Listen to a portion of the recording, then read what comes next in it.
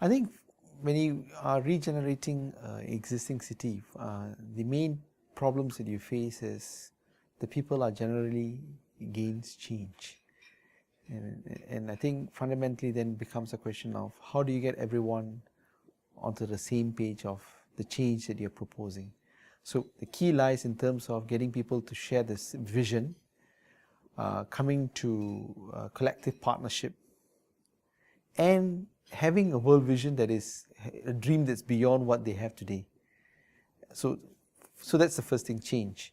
The second, it's about, I think, as you work, the key lies in terms of being open to the idea that you do not work in isolation, you work in partnerships.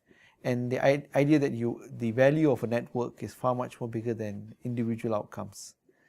And that's sometimes a bit difficult in the sense that most instances, owners of properties want to do what is in their best interest. How do you deal with public spaces, shared spaces that are not necessarily part of what they are involved in? But the collective has a larger impact on their outcome. So how do you bring that dialogue? And I think that's key. So that's the second thing in terms of creating the partnerships and collaborations and so on. The third is basically having institutional framework or institutions that is able to bring that change. I think an entity like ThinkCity is involved in creating the platform and dialogue between the government, civil society and private businesses and owners of properties. But at the same time, at the level of community, at the level of businesses, how do you come together? How do you forge partnerships? So the institutional framework and institutional setup is very, very key for a very simple reason.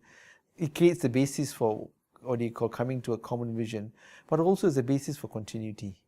It's important not only to start, but to ensure that there's continuity and these things are sustainable. Because you can kickstart a change, and that change can may not necessarily continue or dissipate if there's not enough amount of institution and enough amount of momentum to take it to the level that you can see the outcome of those changes.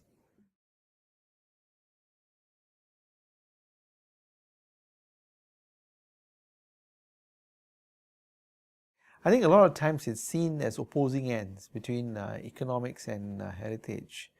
In my view, I think as in an age where cities are competing, heritage or historical assets is no longer a case of being a burden. It becomes a tool to create distinctiveness. In an age where cities are competing, ability to create distinctiveness, the ability to differentiate yourself, the ability to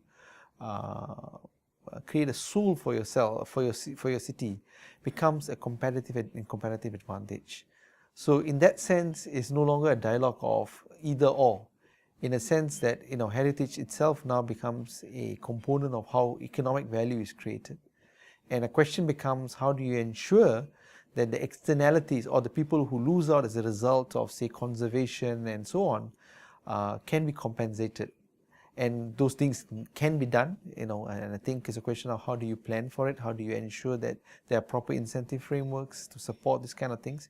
But it's no longer a question of either or, but it's a question of ensuring that people realize that your historical fabric, your people, your cosmopolitan identity, your past is an important element of continuity to build a future.